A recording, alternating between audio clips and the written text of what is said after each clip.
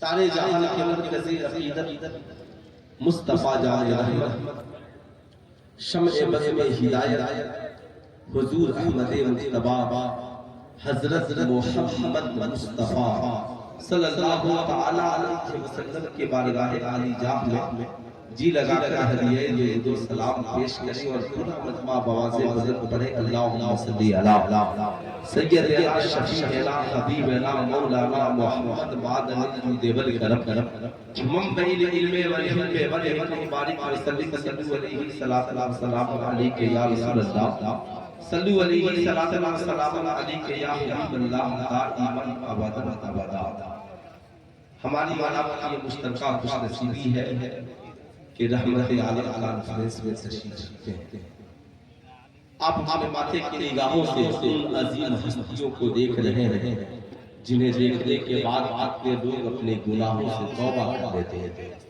جن کی درسگاہوں میں پڑھنے کے جانور اور انسان میں فرق یہی ہے، گائے کھڑے کھڑے کھاتی ہے، بیل کھڑے کھڑے کھاتا ہے، گدھا کھڑے کھڑے کھاتا ہے، صاحب جتنے جانور ہیں سب کھڑے کھڑے کھاتے ہیں۔ اگر ہمارے اسکول اور کالجوں کا بھی حال یہی رہا کہ میٹرک میں پڑھنے والا لڑکا جب اسکول سے پڑھ کر نکلے تو کھڑے کھڑے پانی پیے، کالج سے پڑھنے والی لڑکی جب نکلے تو کھڑے کھڑے صاحب گلگپا اور پیپسی اور کوکو کولا پیے۔ اگر جلسے میں بھی آپ آ کر یہی کرے کھڑے کھڑے چائے پیے تو آپ سوچیں اس تعلیم سے کیا فائدہ جو انسان کو حیوان بنا دے، انسان کو جانور تک پہنچا دے۔ نہیں ساجنو، مصطفیٰ جان رحمت کی سنت یہ ہے پانی بیٹھ کر کے پیو، 3 سانس میں پیو، بسم اللہ الرحمن الرحیم پڑھ کر پیو، پڑھ کر کے الحمد اور پڑھ کر الحمدللہ پڑھو۔ حضرت سلمان فارسی ایک دعوت میں پہنچے، روٹی کے کچھ ٹکڑے گر گئے، حضرت سلمان فارسی نے اٹھا لیا،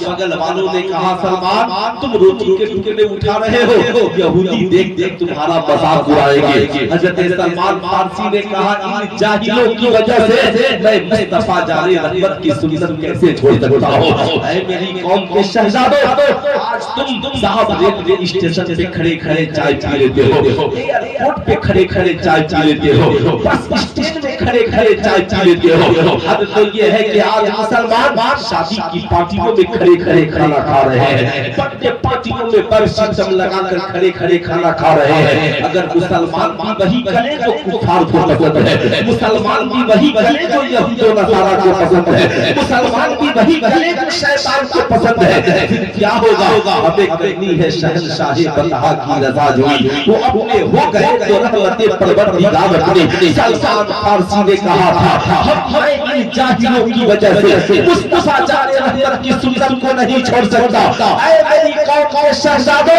آج کے اس جلسے سے پہلا پیغام لے کر جاؤ، چاہے تم ایئرپورٹ پہ کھڑے ہو، چاہے تم بس اسٹینڈ میں کھڑے ہو، چاہے تم اسٹیشن پہ کھڑے ہو، چاہے تم کسی وی آئی پی پارٹی اور فنکشن میں کھڑے ہو، سارے وی آئی پی لوگ کھڑے ہو کر کھانا کھا رہے ہو، مگر جب تم ہاتھ میں کھانا لینا وہی زمین پہ بیٹھ کر سرکار کی سنت کے مطابق کھانا کھانا اور زمانے کو بتانا، ہمیں وہ تعلیم نہیں چاہیے جو انسان کو جانور بنا دے، ہمیں مصطفیٰ جان رحمت کی وہ تعلیم چاہیے جو انسان کو انسانیت کے اعلیٰ مقام تک پہنچائے۔ نعرہ تکبیر، نعرہ رسالت، مسلک اعلیٰ حضرت رحمت دو عالم کانفرنس حضرت مفتی سلطان رضا سیوانی، نعرہ تکبیر، نعرہ ایسا ہونا چاہیے، ارے بولیے ایسا ہونا چاہیے۔ کتنے لوگ چاہتے ہیں کہ ایسا ہونا چاہیے؟ ذرا ہاتھ اٹھا کر ایک بار بولتے سبحان اللہ۔ تو کتنے نوجوان ہیں جو آج کے بعد کبھی کھڑے ہو کر چائے نہیں پیئیں گے؟ ذرا ہاتھ اٹھا کر بتائیں کتنے لوگ ہیں جو آج کے بعد کھڑے ہو کر چائے پانی نہیں پیئیں گے؟ چلیے میں نے سمجھ لیا کہ میرا آنا وصول ہو گیا۔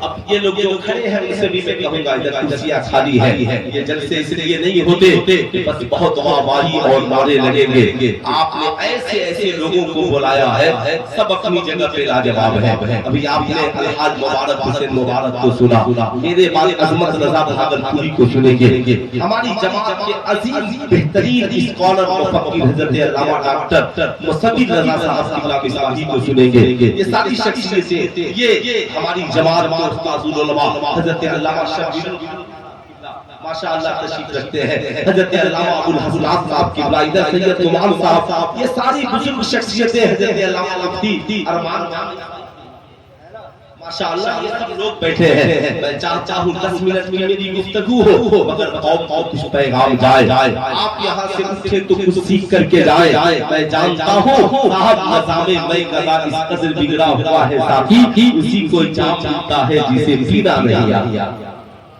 میں گدا اس قدر بگڑا ہوا ہے ساقی, اسی کو جام ملتا ہے جسے پینا نہیں آتا.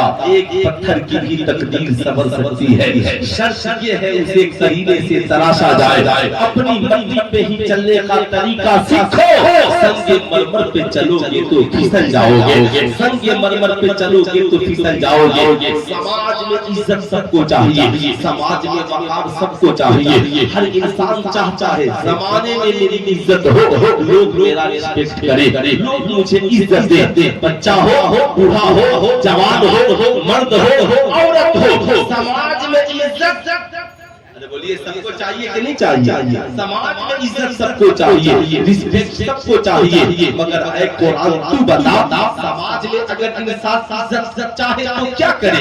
عزت کے لیے کرنا کیا ہوگا؟ ہم تو سب چاہتے ہیں ہماری عزت ہو. قرآن کہتا ہے عزت کی ایک راہ ہے, اُوتُل علم درجات, علم حاصل کرو اللہ تیرے رتبے کو بڑھا دے گا. شکشا گرہن کرو اللہ تیری عزت کو بڑھا دے گا. یافتہ بن جاؤ, ایجوکیٹڈ بن جاؤ, علم کی دولت سینے میں بساؤ, سماج تیری عزت کرتا ہوا نظر آئے گا. ہر انسان اپنے علم کے مطابق عزت پاتا ہے.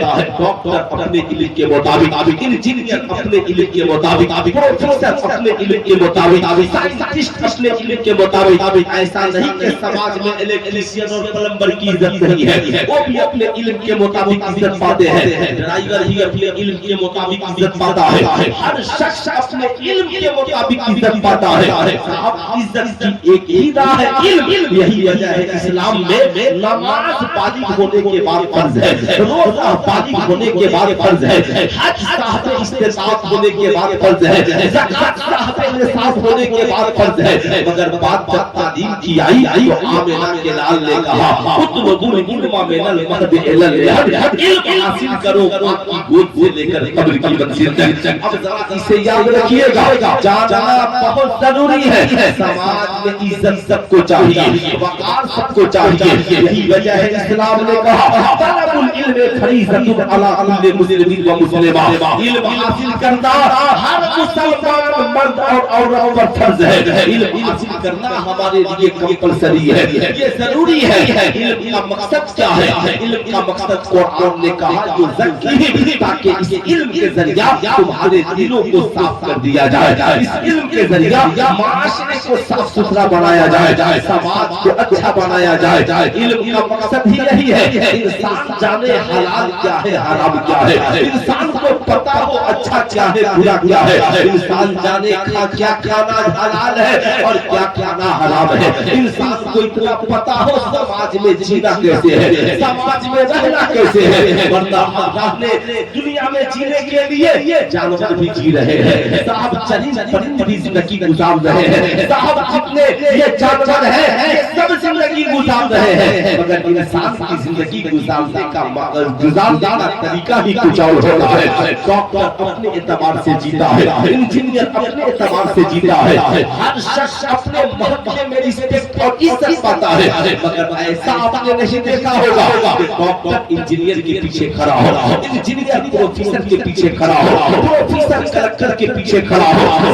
ہر انسان اپنے اپنے مقام پہ قائم ہے اور ہر شخص اپنے محکمے میں عزت پا رہا ہے. مگر قسم خدا کی جب ہمارے کسی دارالعلوم سے ایک بچہ عالم دین یا حافظ قرآن پڑھ کر جب اپنی پستی کو پلٹتا ہے اور مسجد میں پہنچتا ہے تو سجدہ امامت پہ کھڑا ہوتا ہے, کیا ڈاکٹر, کیا انجینئر, کیا پروفیسر, کیا رائٹر, سارا زمانہ ہاتھ باندھے ان کے پیچھے کھڑا ہے. لوگوں نے پوچھا ڈاکٹر صاحب آپ کے پاس اتنی بڑی ڈگریاں ہیں مگر آپ ایک امام صاحب آپ ایک مولوی صاحب کے پیچھے ہاتھ باندھ کر کھڑے ہیں آپ ایک حافظ قرآن کے پیچھے ہاتھ باندھ کر کھڑے ہیں ڈاکٹر نے جواب دیا آپ کو پتہ نہیں ہے آپ نہیں جانتے صاحب آپ کو اس بات کا اندازہ نہیں ہے ہم ڈاکٹر ضرور بنے ہیں ہم پروفیسر ضرور بنے ہیں ہم سائنٹسٹ ضرور بنے ہیں مگر ہم دنیا کے انسانوں کی لکھی ہوئی کتابوں کو پڑھ کر ڈاکٹر بنے ہیں اور ہماری مسجد کا جو امام بنا ہے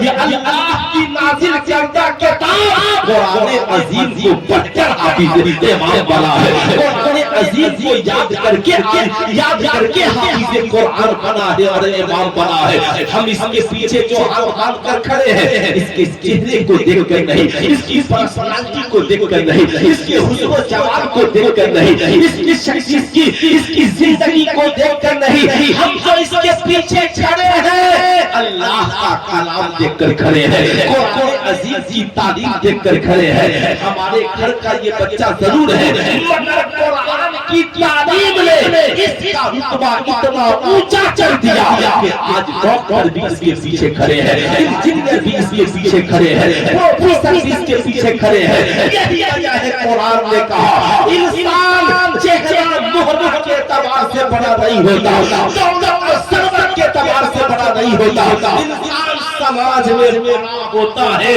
تو اپنی علمی صلاحیت کے اعتبار سے بڑا ہوتا ہے یہی وجہ ہے قرآن نے کہا هل يستوي الذين يعلمون والذين لا يعلمون تم کیا سمجھتے ہو پڑھے لکھے اور جاہل دونوں برابر ہیں ایسا نہیں ہو سکتا دونوں برابر نہیں ہو سکتے نہیں اب سنیے دو باتیں ایک تو یہ کہ الحمدللہ دارالعلوم گلشن اسلام قابل مبارکباد ہے جملہ اراکین کہ آپ نے اس دارالعلوم کی بنیاد رکھی اسے چلا رہے ہیں الحمدللہ میں جانتا ہوں مدارس کا انجام اس وقت کیا ہے لیکن جہاں علم کا چراغ جل رہا ہے خوب جلے خوب بہتر جلائیے مدارس میں کتنے پرسنٹ بچے 1% اس سے زیادہ ہماری قوم کے بچے مدرسے میں نہیں پڑھتے مگر مدرسوں کا حال یہ ہے کہ یہ جتنے بچوں کو پڑھاتے ہیں الحمدللہ اگر وہ بچے جب یہاں سے پڑھ کر نکلتے ہیں تو ایک پیند کا 1,00,000 مرید ایک طرف اور تنہا کسی ادارے سے فارغ ہونے والا ایک عالم دین ایک طرف 1,00,000 مرید اپنی زندگی بدل پائیں گے کہ نہیں اس کی گارنٹی نہیں ہے مگر تنہا آپ کے ادارے سے پڑھ کر اگر ایک بچہ حافظ قرآن بن گیا عالم دین بن گیا تو اکیلے لاکھوں لوگوں کی زندگی بدل سکتا اکیلے لاکھوں لوگوں کی زندگی بدل سکتا ہے یہی وجہ ہے کہ آج پوری دنیا کی نظریں ادھر ہیں لیکن آپ نے دیکھا ہوگا ہے نا میں پوچھنا چاہوں گا آپ نے دیکھا ہوگا ہم لوگ بڑے مظلوم ہیں یہ قوم جو ہے نا اس وقت بہت مظلوم ہے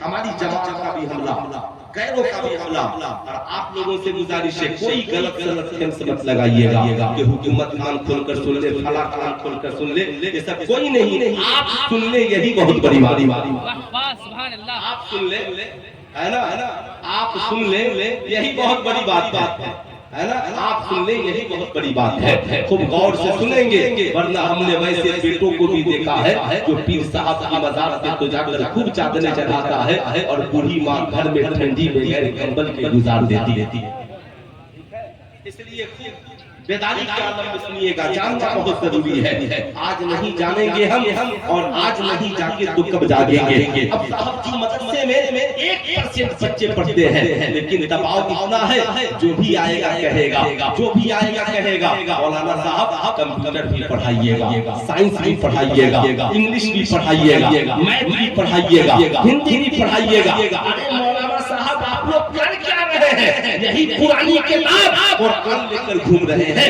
یہی پرانی حدیث کی کتابیں لے کر گھوم رہے ہیں یعنی صاحب جو بھی جس کو جو من میں آیا وہ بول کر کے چلا گیا ابھی فیس بک پہ ایک لڑکی نے لکھا کہ مدرسے کے ان جلسوں کو بند کر دیجئے اور انہی پیسوں سے قوم کے بچوں کو ڈاکٹر بنائیے واہ ماشاءاللہ کیا سوچ ہے اور فکر ہے میں آپ سے پوچھنا چاہتا ہوں بالکل برا مت مانیے گا آپ جا کر رات کی تنہائی میں سوچئے گا آج کوئی مدارس پہ انگلیاں اٹھاتا ہے تو میں سمجھتا ہوں اس کی بے وقوفی کے علاوہ کچھ نہیں ہے.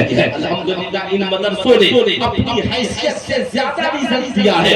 آج بنارس کی ہندو یونیورسٹی ہو یا علی گڑھ کی مسلم یونیورسٹی جہاں چلے جائیں گے الحمدللہ مدرسے سے پڑھنے والا ایک عالم ضرور پروفیسر کی جگہ پہ بحال ملے گا. آپ جس محکمے میں چلے جائیں ضرور چاہے ڈاکٹر ہو انجینئر ہو پروفیسر ہو ہر محکمے میں مدرسے سے پڑھنے والے بچے ملیں گے.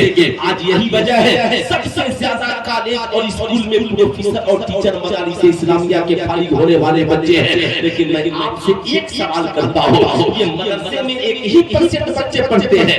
اب یہی قرآن بھی پڑھے یہی تفسیر بھی پڑھے یہی حدیث بھی پڑھے یہی انگلش بھی پڑھے یہی میتھ بھی پڑھے یہی کمپیوٹر بھی پڑھے یہی ڈاکٹر بھی بنے یہی انجینئر بھی بنے یہی محترم بھی بنے یہی جج بھی بنے یہی وکیل بھی بنے مگر 99% ہماری قوم کے بچے بچیاں کہاں پڑھتے ہیں؟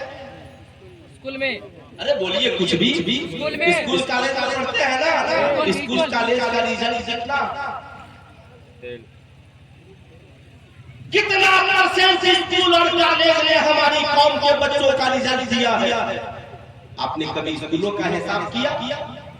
آپ نے کبھی کالجوں کا محاسبہ کیا جہاں پہ ہماری قوم کے 99% لڑکے اور لڑکیاں پڑھ رہے ہیں؟ کتنے ڈاکٹر بنا کر دے رہے ہیں کتنے انجینئر بنا کر دے رہے ہیں کتنے پروفیسر بنا کر دے رہے ہیں. برا مت مانیے گا علامہ شبیر القادری صاحب یا صاحب علامہ سعید رضا بنارسی صاحب آپ نے یہاں بچوں کو حافظ قرآن بنانے کے لیے دیا یہ حافظ قرآن بنا رہے ہیں. آپ نے عالم دین بنانے کے لیے دیا یہ لوگ عالم دین بنا رہے ہیں. مگر ہم نے اپنے بچوں کو کالج میں انجینئر بننے کے لیے دیا تھا. ہم نے اپنے بچوں کو کالج میں عمدہ تعلیم کے لیے دیا تھا. آپ نے تعلیم کے نام پہ کیا کیا؟ کوئی شراب پینے میں مست ہے کوئی جوا کھیلنے میں مست ہے. معاذاللہ لڑکیوں کے ساتھ زنا بھی جبر ہو رہا ہے ساموہک دشکرم ہو رہا ہے. نگاہیں پاکیزہ نہیں ہے. حالات اتنے بگڑ گئے ہیں. کبھی جا کر کالج میں پوچھئے وہ کالج کے پرنسپل صاحب میری بیٹی آوارہ نہیں تھی کالج میں آنے کے بعد آوارہ کیسے ہو گئی؟ میرا بیٹا شرابی نہیں تھا کالج میں آ کر اس موسم کیسے کرنے لگا چرس اور گاجا کیسے پینے لگا؟ میرا بیٹا تو قلم چلانے کے لیے آیا تھا یہ خرچے اور بندوق کیسے چلانے لگا؟ میری بیٹی تو بڑی نیک تھی مگر اس نے کالج میں آنے کے بعد سب سے دوپٹہ کیسے نکال دیا؟ کالج کا پرنسپل کہے گا چلے جاؤ ہم کتابیں پڑھانے آئے ہیں تیری اولادوں کو کردار سکھانے نہیں آئے. مگر قسم خدا کی ہماری قوم کا ایک بچہ اگر کسی مدرسے میں پڑھنے چلا جاتا ہے تو ہمارا عالم اسے قرآن بھی پڑھاتا ہے ساتھ میں نبی کا کردار بھی سکھلاتا ہے. اگر قوم کی ایک بچی مدرسے میں پڑھنے چلی گئی تو ہمارا عالم اسے قرآن بھی پڑھاتا ہے ساتھ میں سیدہ خاتون جنت کا کردار بھی سکھلاتا ہے. نعرہ تکبیر نعرہ رسالت لگائیے نعرہ. رکیے پہلے سنیے سننا بہت ضروری ہے ورنہ ذہن سے آپ کی بھی بات نکل جائے گی اور میرے بھی ذہن سے بات نکل جائے گی.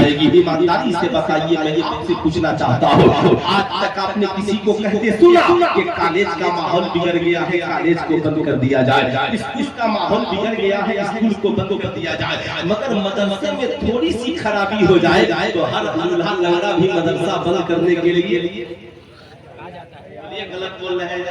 نہیں جس کی منزل نہیں آگے کہتا مولانا تالا لگا دو یہ مدرسہ چلنا نہیں چاہیے بند کر دو.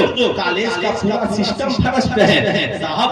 غیروں کی نظریں وہ جان رہے ہیں کہ یہ 99% جو ہے یہ ہماری طرح ہے. ہم جب چاہیں گے انہیں نچائیں گے جب چاہیں گے انہیں چواری بنا دیں گے جب چاہیں گے معذاللہ شرابی بنا دیں گے جب چاہیں گے انہیں ناچنے اور گانے والا بنا دیں گے. وہ جان رہے ہیں کہ اس 99% سے کچھ نہیں ہونے والا. دقت اسی 1% سے ہے جنہوں نے 99% سے سنبھال رکھا. تکلیف اسی 1% سے ہے جس نے 99% کو سنبھال رکھا ہے. اس لیے میں آپ سے کہوں گا اگر کالج کا ماحول نہیں سدھر رہا ہے تو آپ 100% مدرسے میں یوگدان کیوں نہیں دیتے؟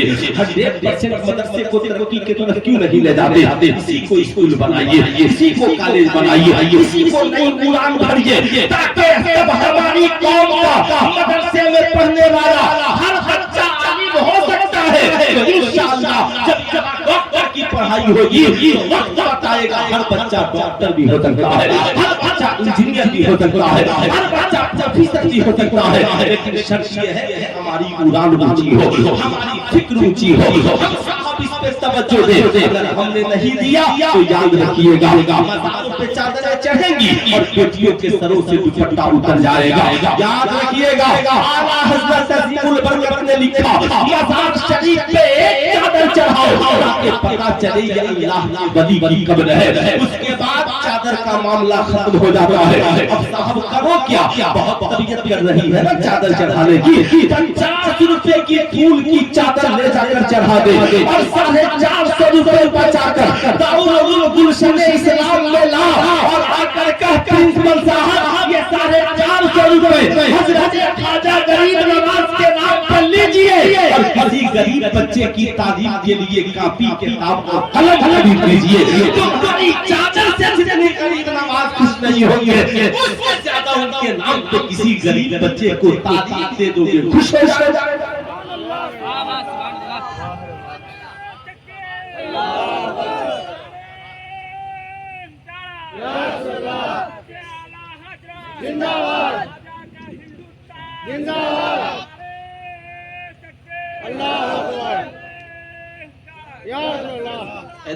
ایک بات یاد رکھیے گا, یہ جو عوام میں غلط جہالت پھیلی ہوئی ہے کہ مسلک اعلیٰ حضرت کا مقصد یہ چادر اور گاگر ہے, نہیں, نہ غریب نواز کی زندگی کا یہ مقصد تھا, نہ اعلیٰ حضرت کی زندگی کا یہ مقصد تھا, نہ ہی ہمارے کسی بزرگان دین کی زندگی کا مقصد تھا. یہ چادر گاگر کبھی مقصد نہیں رہا. چادر تو اس لیے چڑھا دی جاتی ہے تاکہ پتہ چلے یہ اللہ والے کی قبر ہے. اس نے کہا کہ عورتوں کو لا کر مزار پہ میلہ لگاؤ, اس نے کہا کہ قوال اور قوالا کو لا کر کے مزار پر نچواؤ اور گواؤ, کس نے کہا؟ اعلیٰ حضرت نے تو اسے حرام لکھا, اعلیٰ حضرت نے تو اسے منع کیا. سنیوں بدلو اپنے آپ کو بدلو, برا مت مانیے گا. آج جب فروغ اردو کی بات آتی ہے نا میں تقریر کروں گا, گھبرائیے مت, مگر اسے سن لیجئے. برگے ہلا سے لکھتا ہوں میں درد دل کی بات, شاید یہ رفتہ لگے دل ربا کے ہاتھ. آج جب فروغ اردو کی بات آتی ہے تو کسی عالم کو وہاں نہیں لے جایا جائے. کبھی کسی عالم کا نام فروغ اردو نے دیکھا ہے؟ صرف غزل گانے والے شاعر کا نام. سنیے ڈاکٹر اقبال کو چھوڑ دیجیے, وہ عاشق مصطفیٰ تھے, محمد سے وفا تو نے تو ہم تیرے, یہ جہاں چیز ہے کیا لوح و قلم تیرے. ان کے بعد یہ جتنے شاعر گزرے جن کی یاد میں 2.5 لاکھ کی شاعرہ بولاتے ہو اور 1 لاکھ کا شاعر بولاتے ہو اور بہت بڑے اکیڈمی میں پروگرام کرتے ہو اور دکھاتے ہو یہ فروغ اردو ہے. ان شاعروں نے آپ کو کیا دیا؟ غزل کی ایک کتاب دی ہوگی, ایک بار پڑھنے کے بعد پھر کوئی اسے پڑھے گا؟ غزل کی کتاب عشق یا شاعری مزاج عاشقانہ گناہ کے علاوہ دیا کیا ہے؟ مگر ان عالموں نے آپ کو کیا دیا؟ تو صاحب اردو میں قرآن کا ترجمہ آپ تک کس نے پہنچایا ہے؟ بولیے ایمانداری سے کس نے پہنچایا؟ اعلیٰ حضرت نے کنز ایمان دیا ہے. اردو میں فقہ کی کتابیں آپ تک کس نے پہنچائی؟ ان علماء نے پہنچایا ہے. حدیث کا ترجمہ اردو میں آپ تک کس نے پہنچایا؟ ان علماء نے پہنچایا ہے. شریعت کی باتیں آپ تک اردو میں کس نے پہنچانے کا کام کیا؟ ان علماء نے پہنچایا ہے. جینا کیسے ہے, مرنا کیسے ہے, کھانا کیا ہے, نہیں کھانا ہے, یہ ساری باتیں اردو میں آپ تک پہنچانے کا کس نے کام کیا؟ ان علماء نے کام کیا ہے. میری بات کا برا نہ ماننا, قوم کے ہر چھوٹے بچے اور بچی کو ہر روز مسجد کی ٹوٹی ہوئی چٹائی پہ بیٹھ کر قاعدہ بغدادی سے لے کر قرآن شریف تک، اردو سے لے کر عربی تک کی چھوٹی سے بڑی کتابیں کون پڑھاتا؟ ارے بولیے کون پڑھاتا ہے؟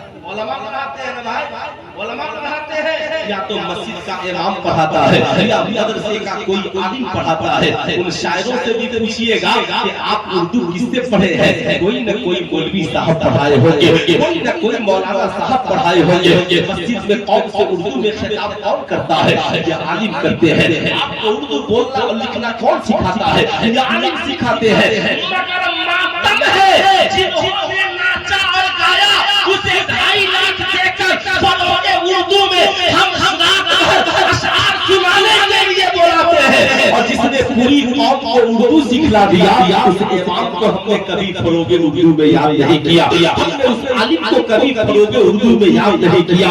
صاحب قتل کرنے والی ایک شاعرہ 1 لاکھ سے 2.5 لاکھ نذرانہ لے کر چلی جاتی ہے، مگر پورے سال کی تنخواہ جو لے تو اردو کو زندہ رکھنے والے امام کی پورے سال کی تنخواہ بھی اتنی نہیں بنتی ہے۔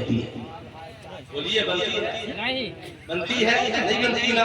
قدر کس کی زیادہ ہونی چاہیے؟ امام کیا اس غزلیہ شاعرہ امام کی ہونی چاہیے نا، مگر آج ہماری قوم کہاں ہے؟ میں جانتا ہوں بہت پہلے ہے نا شہاب الدین بھائی ہوں گے نہیں ہوں گے، قومی تنظیم میں ایک شعر چھپتا تھا، ہو سکتا ہے آج بھی چھپتا ہو، نہ سیاہی کے ہے دشمن نہ سفیدی کے دوست، ہم کو آئینہ دکھانا ہے دکھا دیتے ہیں۔ ہمارا کام ہے آئینہ دکھانا، ہم نے آج دکھایا۔ رات تنہائی میں سوچئے گا، ہم نے قوم کو جو لوگ کام کر رہے ہیں ہم نے انہیں جیل خانے میں ڈال دیا، جو لوگ کام کر رہے ہیں ہم نے ان کے پاؤں میں بیڑیاں ڈال دی، جو لوگ کام کر رہے ہیں ہم نے انہیں بھکاری بنا دیا۔ آج یہ علماء کام کر رہے ہیں، ہم نے قرآن کی تعلیم کو زکات اور فطرہ کے حوالے کر دیا۔ جب تک زکات اور فطرہ وصول نہیں کیا جائے تب تک قرآن اور حدیث کی تعلیم ہوگی؟ کب تک آخر بھیک مانگتے رہیں گے؟ کب تک زکات فطرہ وصول کر کے قرآن کی تعلیم ہوتی رہے گی؟ ذرا مثال سے بتائیے، اونچا کیجئے، اور نہیں کیے آج تو اس کا انجام سنیے۔ ایک چھوٹی سی بات، ایک چھوٹی سی بات، بابو کرسی لے کر کے بیٹھ جاؤ، بہت اچھا لگے گا۔ میں آپ کا بڑا ہوں، میری گزارش ہے ادھر کرسیاں خالی ہیں نا، ماشاءاللہ مجھے بھی اچھا لگے گا کہ آپ لوگ بڑے با سلیقہ اور با ذوق اور با شوق لوگ ہیں۔ سنیں ایک چھوٹی سی بات، آج پورے سماج میں ہر بیٹا سمجھتا ہے کہ میں جو کما رہا ہوں یہ سب میرا ہے، سمجھتا ہے نا؟ ہر باپ کو تو یہ احساس ہوگا۔ ہماری وی آئی پی بیویاں بھی سمجھتی ہیں کہ میں جو کما رہا ہوں یہ میرا شوہر جو کما رہا ہے یہ سب ماشاءاللہ۔ شاعر اسلام عظمت رضا بھاگلپوری صاحب تشریف لے آئے، مگر اتنی خاص میں گفتگو کر رہا ہوں کہ بہت زیادہ نعرہ وغیرہ تو نہیں لگتا ہے، بس اتنا جان لیجیے کہ تشریف لے آئے۔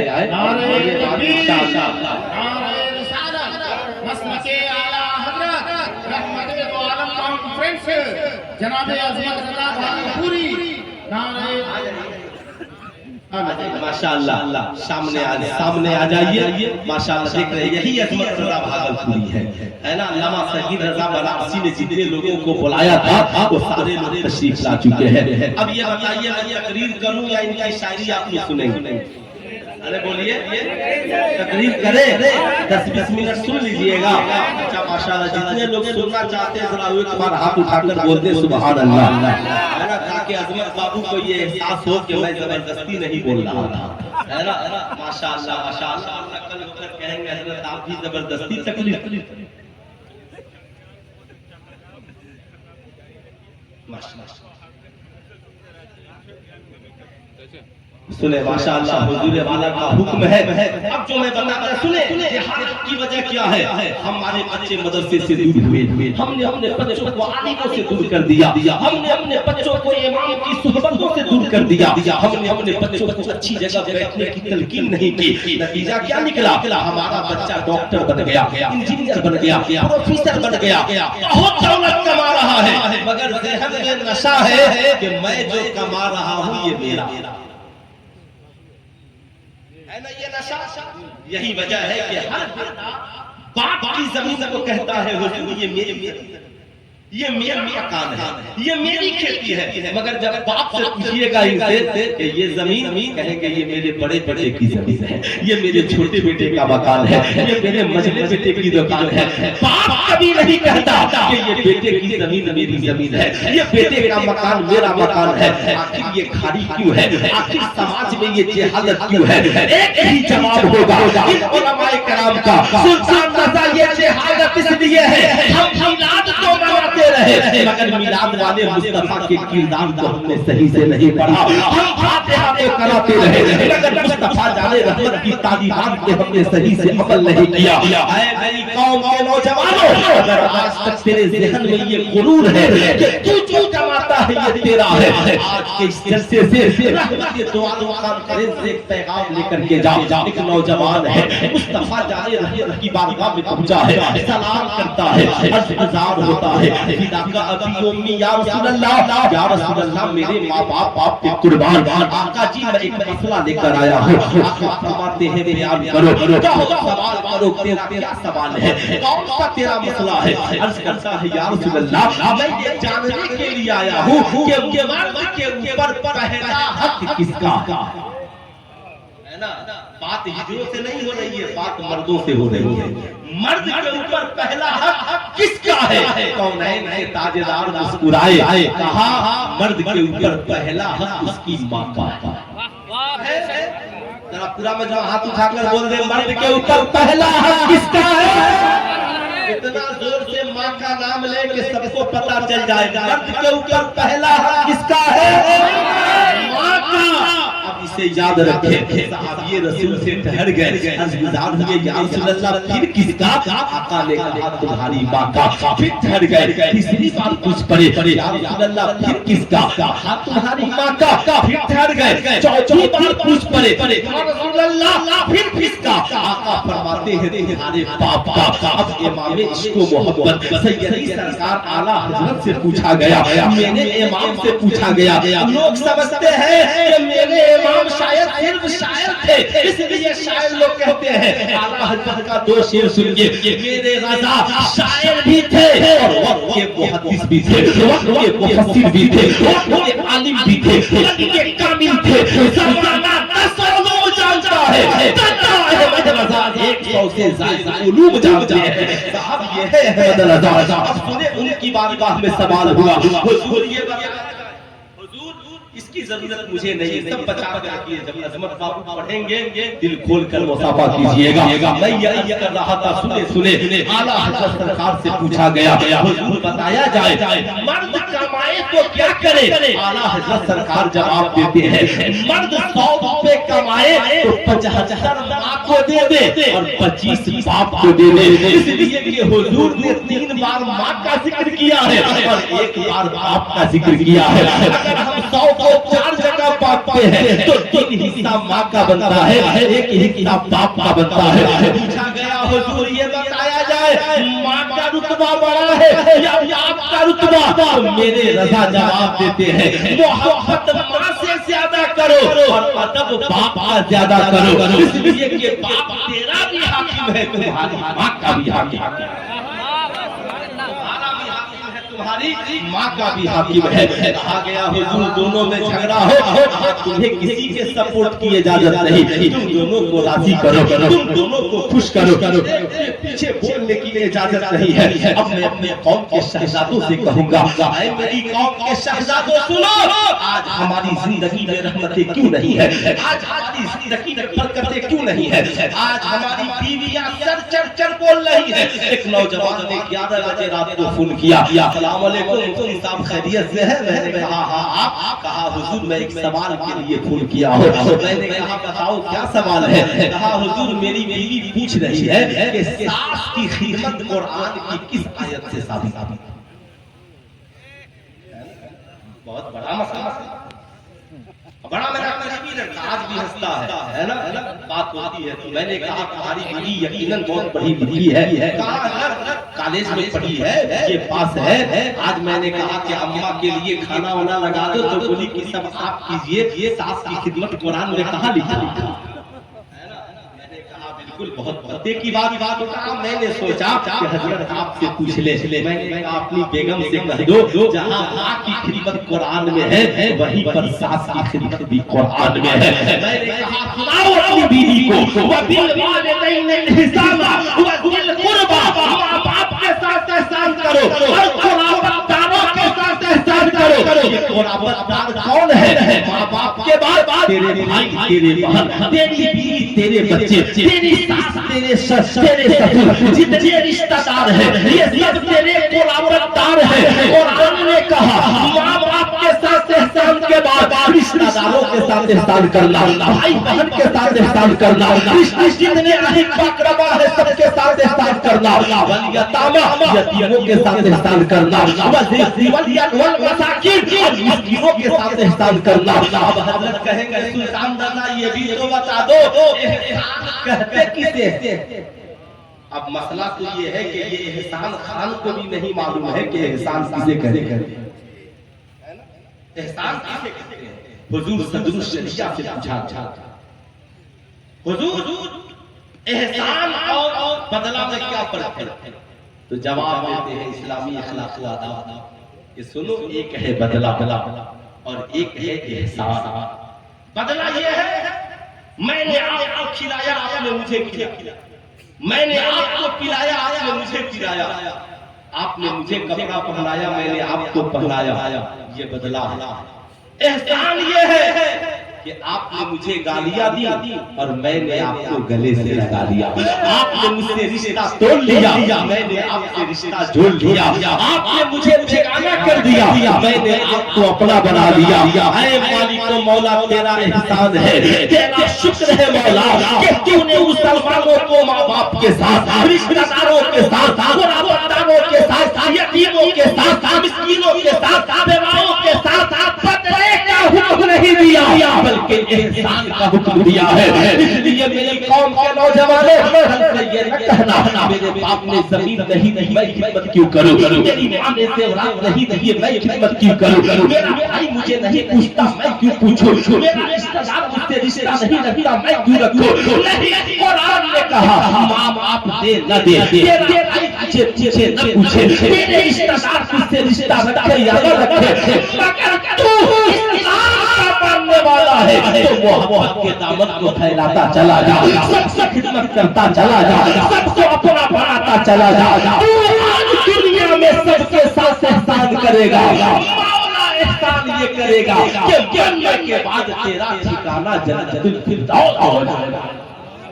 ایسا ہونا چاہیے, ہاتھ اٹھا کر بولے ایسا ہونا چاہیے, ہونا چاہیے نا ایسا. لیکن کیا مصیبت ہے, کیا پریشانی ہے صاحب, رمضان کا مہینہ آتا ہے, بوڑھی ماں اپنے بیٹے کو فون کرتی ہے بیٹا سال ہو گئے تو لدھیانہ کماتا ہے, مگر بیٹا کیا بات ہے سال میں تم نے کبھی بوڑھی ماں کو پیسہ نہیں بھیجا, کبھی اپنے بوڑھے باپ کی خبر نہیں لی. بیٹا عید آنے والی ہے, تیری ماں کو کپڑا بھی بنانا ہے, تیرے باپ کے لیے بھی کپڑے چاہیے, تیری بہن بھی غریب ہے, تیرا ایک بھائی بھی چھوٹا ہے, بیٹا میرے لال پیسہ بھیج دے تاکہ تیری بوڑھی ماں کپڑے بنوا سکے. آج یہ نالائق اولادیں کہتی ہیں ماں خون رکھ دے, اپنے بیوی بچوں سے بچے گا تب نہ بھیجیں,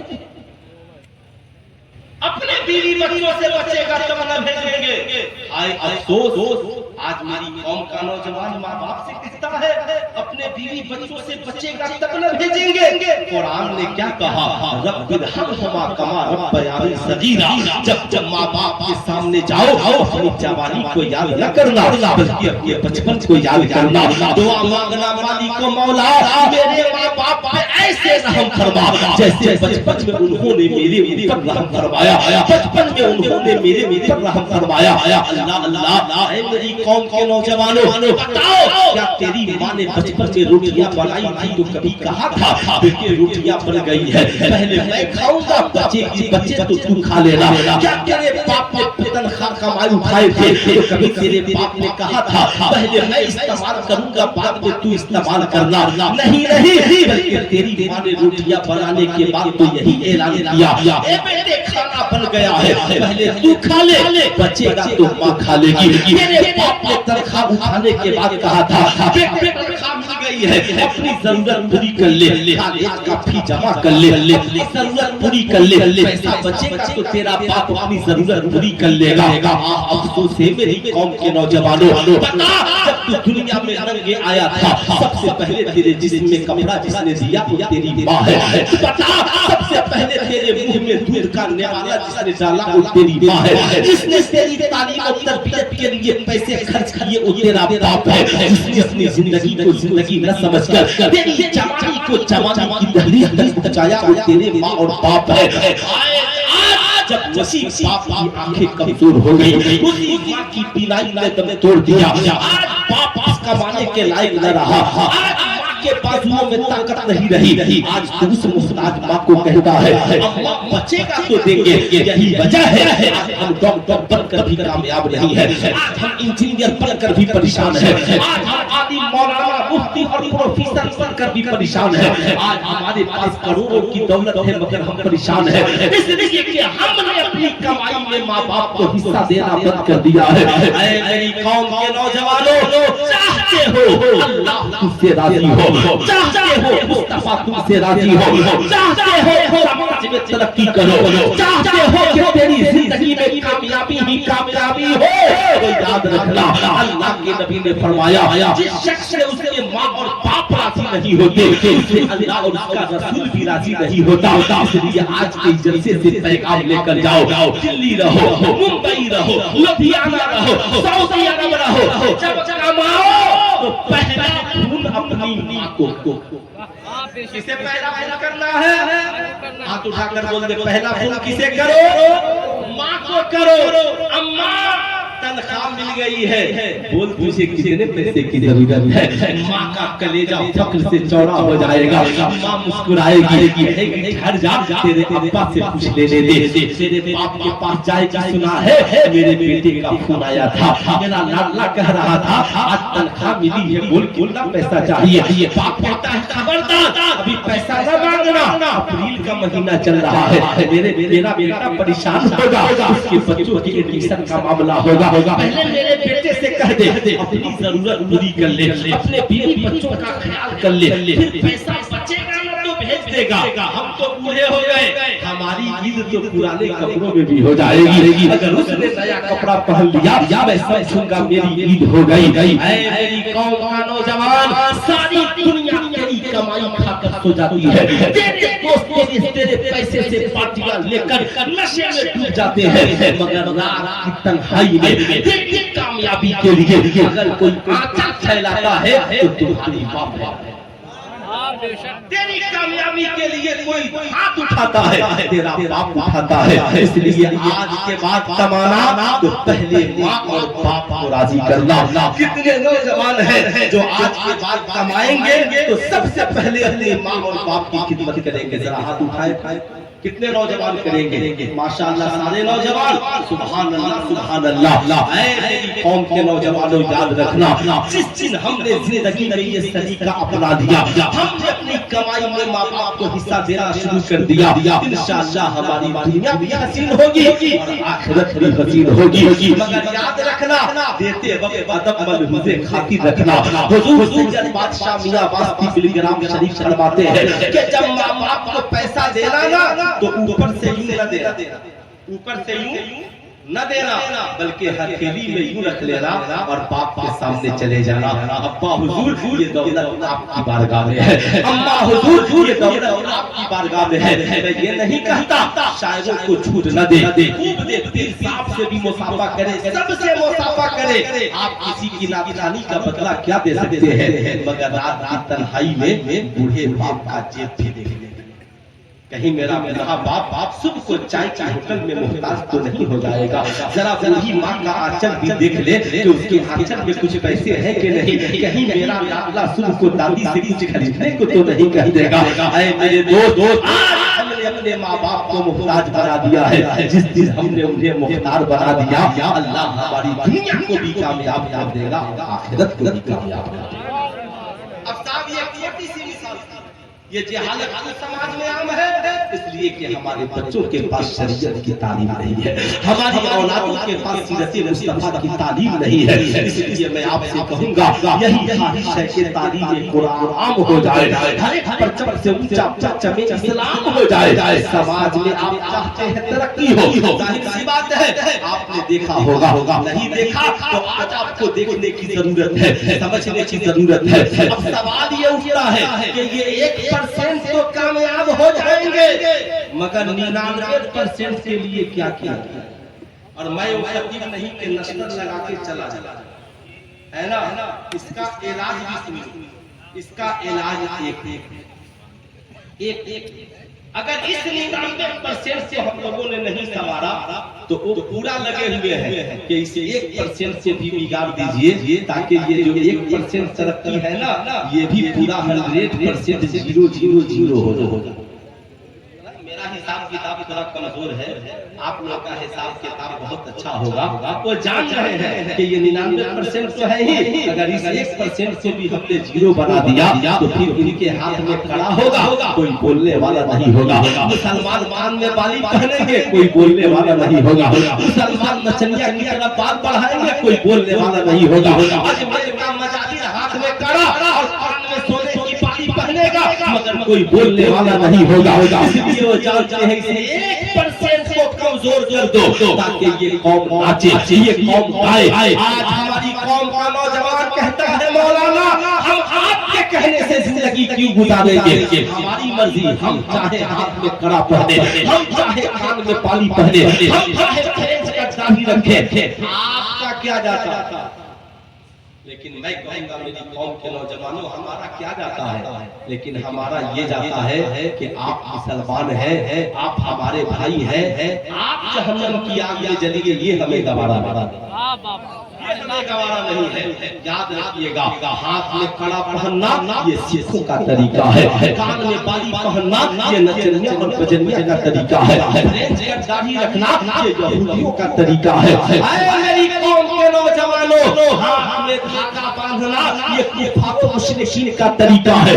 اللہ کے نبی نے فرمایا من تشبہ بقوم فہو منہم، جو اس قوم سے مشابہت رکھے گا مرنے کے بعد اس کا انجام اسی کے ساتھ ہوگا۔ یا آپ چاہتے ہیں مرنے کے بعد آپ کا انجام سکھوں کے ساتھ ہو، مرنے کے بعد آپ کا انجام کافروں کے ساتھ ہو، مرنے کے بعد آپ کا انجام یہودیوں اور نصرانیوں کے ساتھ ہو؟ اس لیے میں کہوں گا ہاتھ میں کڑا پہنتے ہیں توبہ کیجئے اتار لیجئے، ہاتھ میں دھاگا باندھتے ہیں توبہ کیجئے اتار لیجئے، کان میں بالی پہنے ہیں توبہ کر کے اتار لیجئے، چہرے کو سرکار کی سنت سے سجائیے، پنج وقتہ نمازی بن جائیے، ماں باپ کی خدمت کیجئے، رزق حلال کمائیے تاکہ مرنے کے بعد قبر میں جائیے فرشتے دیکھے تو کہے ارے سوال کیا پوچھتا ہے، چہرہ بتا رہا ہے کہ قبر میں عاشق مصطفیٰ، چہرہ بتا رہا ہے۔ آج ہماری قوم کی بیٹیاں کالجوں میں پڑھتی ہیں مگر اگر نقاب پہن کر چلی جائے، حجاب پہن کر کے چلی جائے تو آج انہیں تانا دیا جاتا ہے۔ ایک جگہ میری تقریر ہوئی، میں نے خطاب کیا میری قوم شہزادیوں، کعبہ مقدس ہے اس لیے گلاب چڑھا ہے، قرآن مقدس ہے اس لیے گلاب چڑھا ہے، یہ اللہ تعالی مقدس ہے ان کے مزاروں پہ چادریں چڑھی ہوئی ہے۔ اسلام کی بیٹیوں تم بھی مقدس ہو اس لیے اللہ نے تیرے سروں پہ بھی چادریں چڑھا دی ہے۔ ہماری قوم کی ایک شہزادی باحجاب کالج پہنچ گئی، کالج کی لڑکیوں کی عادت ان لوگوں نے کہا اولڈ ماڈل بن گئی ہو، بڑے پرانے خیالات کی لڑکی ہو، بتاؤ 5000 کا لباس پہنی ہو اور اوپر سے یہ 500 کا پرانا نقاب پہن لیا، تم نے تو لباس کا کباڑا کر دیا، تم نے عزت کا جنازہ نکال دیا۔ لڑکی روتے ہوئے اپنے باپ کے پاس پہنچی، ابا حضور یا نقاب اتروا دیجئے یا کالج سے میرا داخلہ کٹوا دیجئے۔ انہوں نے مجھ سے رابطہ کیا، میں نے کہا اسلام کی شہزادی سے کہیے قبیلہ خاطر ہونے کی ضرورت نہیں ہے، قرآن نے ہمیں مجدہ دیا ہے وَلَا تَهِنُوا وَلَا تَحْزَنُوا وَأَنْتُمُ الْأَعْلَوْنَ إِن كُنتُم مُؤْمِنِينَ۔ قبیلہ خاطر نہ ہو، غمگین نہ ہو، تم ہی کامیاب ہو اگر تم صاحب ایمان ہو۔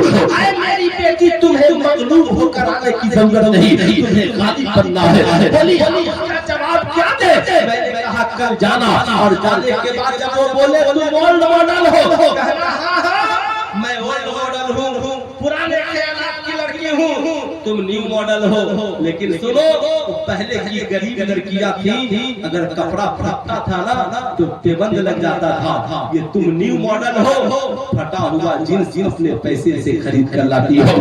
سنو یہ جنس پھاڑ کر اور چست لباس پہن کر ٹھیک ٹاک پر دنیا میں اپنا جسم دکھانا، یہ نیو فیشن تجھے مبارک ہو، اور پھٹے ہوئے دوپٹے میں 72 پیبند لگا کر اپنے زلفوں کی سیاہی کی حفاظت کرنا، سیدہ خاتون جنت کی سنت ہمیں مبارک۔ بولیے ایسا ہونا چاہیے، ایمانداری سے بولیے ہونا چاہیے۔ تو آج کے جلسے سے پیغام لے کر جائیے، چادر بھی چڑھائیے، مگر آپ نے چادر چڑھانا سکھا دیا اور بیٹیوں کو دوپٹہ اوڑھنا نہیں سکھایا۔ یہ کتنے شرم کی بات ہے، 14 سال 15 سال 20 سال ہم تعلیم دیتے ہیں اور بیٹی ہماری صحیح سے آ کر دوپٹہ اوڑھنا نہ سیکھ سکی۔ کہے نا اکبر اے بے پردہ نظر آئی جو چند بیویاں، اکبر شرم سے غیرت قومی میں گر گیا، پوچھا کہ بیویوں تیرے دوپٹے کا کیا ہوا؟ بولی کہ یہ عقل پہ مردوں کے پڑے پڑے۔ کہا نا غالب نے کعبے کی سنگ سے جاؤ گے غالب، شرم تم کو مگر نہیں آتی۔ اب سوال یہ اٹھتا ہے، یہ 1% سے کامیاب ہو ہی جائیں گے، مگر اس 99% کو سمجھانا ہے کہ آپ بھی کچھ ہے، صرف میٹرک پڑھ لینا آپ کی زندگی کا مقصد نہیں ہے، صرف جیسے انٹر کر لینا آپ کی زندگی کا مقصد نہیں ہے۔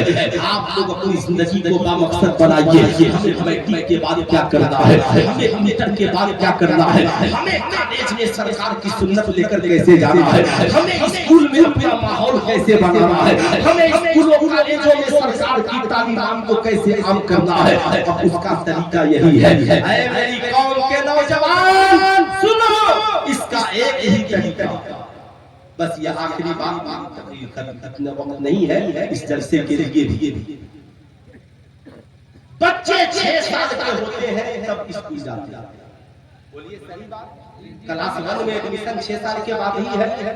اب جو یہ 3 سال ہے نرسری LKG UKG، اس کو ڈن باسکو کے نام میں برباد نہ کیجیے، اس کو DPS کے نام میں برباد نہ کیجیے، اس کو خود اپنے ادارے میں ہر بستی میں تنظیم بنا کر اسلامک ماڈل پلے اسکول بنائیں۔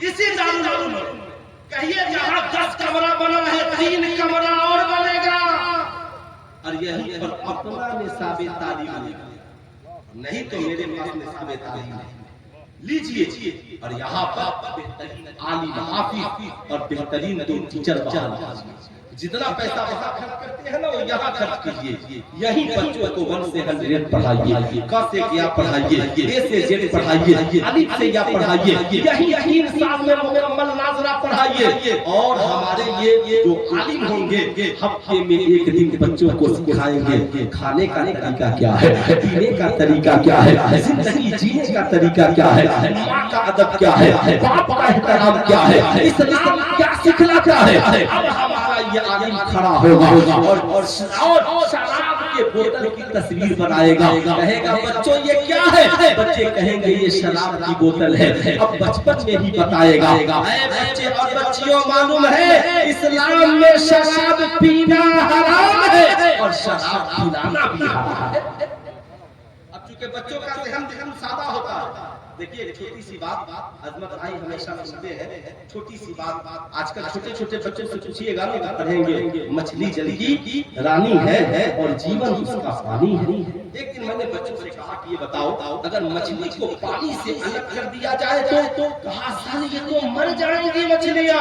میں نے کہا اگر میں الگ کر دوں تو تم کیا کرو گے؟ کہا سر ہم الگ نہیں ہونے دیں گے، آپ جیسے ہی الگ کریں گے ہم مچھلی کو اٹھا کے پانی میں رکھ دیں گے۔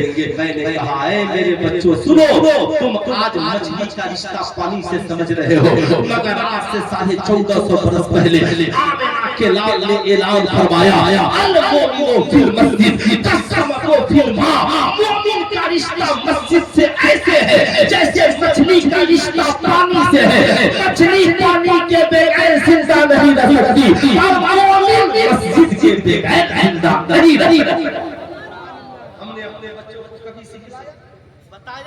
کہ جیسے مچھلی پانی کے بغیر نہیں رہ سکتی، ایسے ہی مسلمان مسجد کے بغیر، بولیے ذرا ہاتھ اٹھا کر مسجد کے بغیر، مسجد بچانے کے لیے نعرے کی ضرورت نہیں، سجدوں کی ضرورت، سجدوں کی، چل کے نماز پڑھ کر اسے آباد کیجئے، صرف نعرے لگانے سے مسائل حل نہیں ہوں گے، نمازی بن کے دکھانا ہوگا۔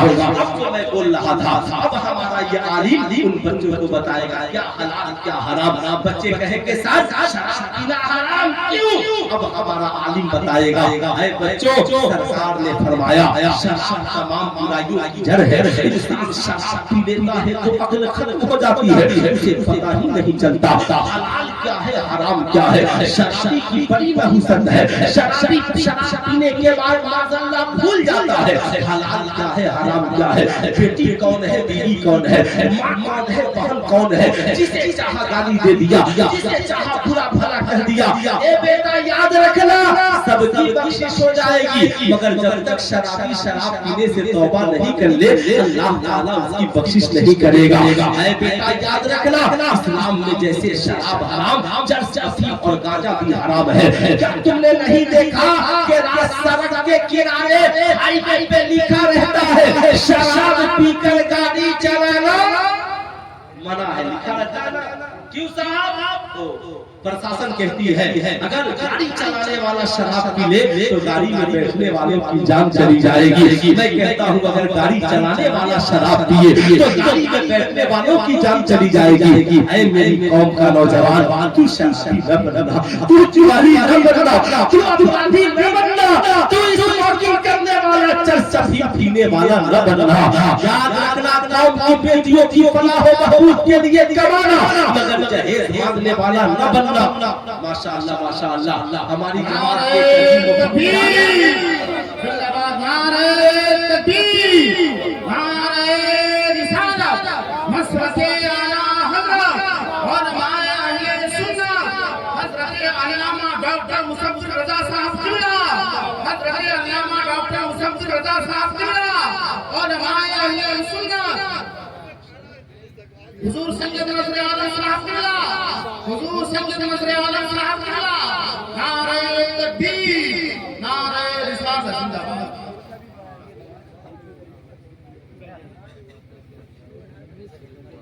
ماشاءاللہ 5 منٹ میں میری گفتگو ختم، پھر کبھی آیا چونکہ میرے بعد جو بولنے والے خالق ہیں نا مجھ سے بھی اچھی ہے نا، انشاءاللہ سنیے گا دل بار ہو جائے گا۔ یہیں سے وہ شروع کریں گے جہاں سے میں ختم کر رہا ہوں۔ سنو میری قوم کے نوجوانوں، جانتے ہو یاد رکھنا اب جب ہمارے اس مدرسے میں ہی اسلامک ماڈل پلے اسکول چلے گا، اب جب یہ بچہ یہاں سے پڑھ کر نکلے گا کالج لے جائے گا، کالج کا کوئی ہمارا ساتھی فنکشن میں کہے گا چل آج معذاللہ شراب پیتے ہیں، کہے گا نا میں شراب نہیں پی سکتا، میں پانی پی سکتا ہوں، میں منرل واٹر پی سکتا ہوں، میں شربت پی سکتا ہوں، میں شہد پی سکتا ہوں، میں دودھ پی سکتا ہوں، مگر میں شراب نہیں پی سکتا۔ کہے گا کیوں؟ بچپن میں مولوی صاحب نے پڑھایا تھا اسلام میں شراب پینا بھی حرام ہے اور شراب پلانا بھی حرام ہے۔ کوئی اس کی شادی میں جہیز مانگنے کے لیے کہے گا نا بچپن میں مولوی صاحب نے بتایا تھا اسلام میں جہیز مانگنا حرام ہے۔ اللہ اللہ اس کا دوست کہے گا میری دوستی کا واسطہ ایک گھونٹ پی لے، کہے گا نا تو میرا دوست بعد میں ہے، میں مصطفیٰ جانے رحمت کا نام ہے۔ کیا کوئی باپ چاہے گا اس کا بیٹا شرابی بن جائے؟ کیا کوئی ماں چاہے گا اس کا بیٹا ریکاری بن جائے؟ کسی کو مارنے کے لیے نا ایک گولی کافی ہے، مگر ہر روز مارنا ہو تو اس کے بیٹا کو شرابی بنا۔ جب ماں کو پتہ چلتی ہے نا کہ بیٹا شرابی بن گیا تو ماں ہر روز مرتی ہے۔ جب باپ کو پتہ چلتا ہے نا کہ بیٹا چوراہے پہ جوا کھیل رہا ہے باپ ہر روز مرتا ہے۔ اے میری قوم کے نوجوانوں، خدا ماں باپ کے دل کو نہ دکھانا، اور آج کے جلسے سے ہٹ کر کے جاؤ۔ شب قدر کی رات رمضان میں آنے والی ہے، سب کی بخشش ہوتی ہے مگر شرابی کی بخشش جب تک شراب پینے سے توبہ نہ کر لے بخشش نہیں ہوتی ہے۔ آج ہمیں یہ وعدہ کر کے جانا ہے انشاءاللہ ہم زندگی میں کبھی شراب نہ پیئیں گے نہ پلائیں گے۔ کتنے نوجوان ہیں جو وعدہ کریں گے آج کے بعد زندگی میں نہ شراب پیئیں گے پلائیں گے. شراب پینا ہاتھ اٹھا کر بولے شراب پینا حرام ہے, چرس پینا حرام ہے, اسموکی کرنا حرام ہے, زنا کرنا حرام ہے, جوا کھیلنا حرام ہے, جہیز مارنا حرام ہے. حلال کے قریب ہوئیے. آپ چاہتے ہیں آپ کی نسلیں بہتر ہو, عالموں کے قریب ہوئیے. مدارس کو مضبوط کیجئے. اگر ہم نے انہیں کمزور کر دیا تو یہ جو 1% ترقی بچی ہے نا یہ بھی ختم ہو جائے گی. یہ مدرسہ ہے تیرا میں قدا نہیں صاحب, یہاں کے خاک سے انسان بنائے جاتے ہیں. زندگی باقی ملاقات باقی. پورا مجمع مل کر پڑھ لیجیے استغفر اللہ ربی من کل ذنب واتوب الیہ. بلغ لا الہ الا اللہ محمد رسول اللہ.